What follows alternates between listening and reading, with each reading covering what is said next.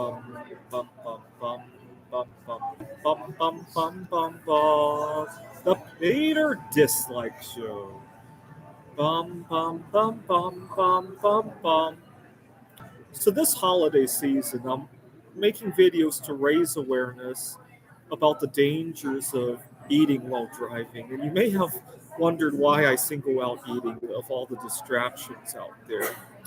And the reason for that is that I think we as a society, especially here in the Western world, we as a society are completely stifled by eating addiction. And I'm not shy about using the A word here.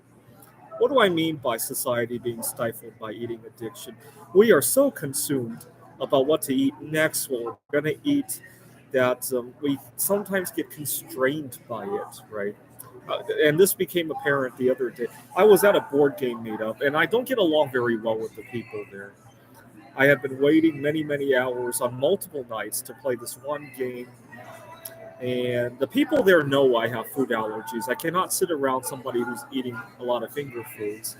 I had waited for them to finish their game of terraforming Mars. It was 3 hours long. And this guy just finished, and he opens a bag of Cheetos, and I walk away explaining that doesn't work. And I thought he would put that aside, maybe go wash his hands. Oh, I'm sorry, right? But he decided the bag of Cheetos was more important than anything else, in large part because, and I'm not shy about saying it here, because of his addiction. And yes, I'm not shy about saying it. And it's a shame. I mean, it's one thing to not play a board game. That's probably never going to kill anybody. But imagine the cure for cancer is in the mind of somebody who's too busy being addicted by food. Or imagine if the discovery of moscovium, a chemical element number 119, or a stable isotope of moscovium. Imagine that if somebody is too busy mindlessly eating to be doing that. I can only imagine what our society would look like once everybody comes clean, right? Because let's face it, probably 80, 90% of Americans are addicted to food in one way or another, right? And I'm not shy about saying it. See, I prefer to call it food addiction. Calling it an eating disorder or binge eating or just overeating, that kind of minimizes what you're doing, right? There are people who overindulge in all sorts of hobbies, right?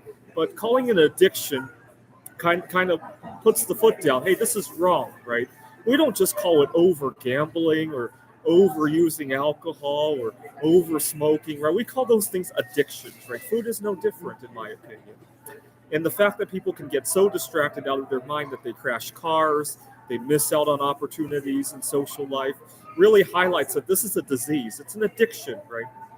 This is the Peter Dislike Show. Bum, bum, bum, bum, bum, bum, bum, bum, bum, bum, bum, bum. The Peter Dislike Show. Bum, bum, bum, bum, bum, bum, bum.